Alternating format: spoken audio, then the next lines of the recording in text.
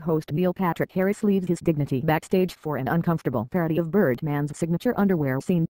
Somehow Neil Patrick Harris gave us both too little and too much in his first Oscar hosting Voyage Sunday night. We needed more of the plugged-in traffic cop, the host whose running observations, preferably funny, would give a very long night a quick easy rhythm. We needed less of Harris in his skivvies, not because there's anything wrong with his ADS, but because it felt self-indulgent, as if the show suddenly stopped to become about him.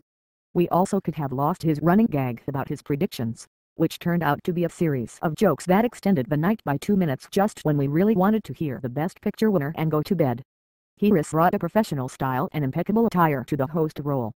He also proved that simply having hosted every awards ceremony this side of the Bushwick Little League doesn't automatically prep you to drive the Oscar train.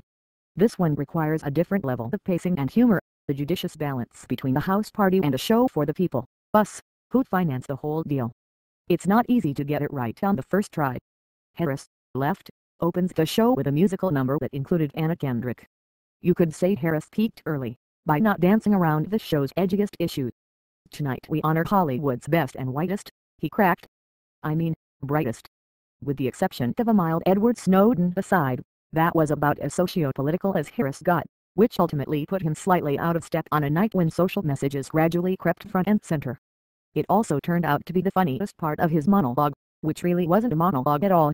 He spent most of his opening riff on a guest-starring Hans's musical number called Moving Pictures that captured modern-day Hollywood even better than he intended.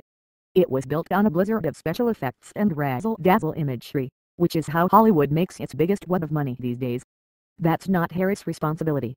His responsibility was putting the bright ribbon on a package of films that for the most part weren't mainstream blockbusters. It didn't feel like he quite got there. But he's a bright and talented guy, and we saw him talking with Oprah. Maybe Sunday will be a teachable moment.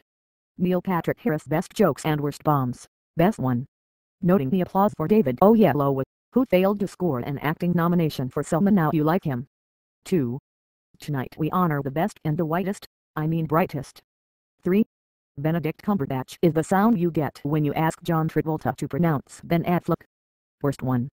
Tying his winner predictions into jokes about Octavia Spencer's bladder, before Spencer came on stage to talk about Dr. Martin Luther King Jr. 2. Handing Oprah a Lego Oscar. Wrong night for that one. 3. Pretending not to know Steve Carell and then having both of them say nothing. Dead air, always a winner.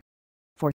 Having David Oyelowo read a lukewarm gag about the end of Night at the Museum and Annie movies. Everything sounds better with a British accent, Harris said. Maybe, but not funnier.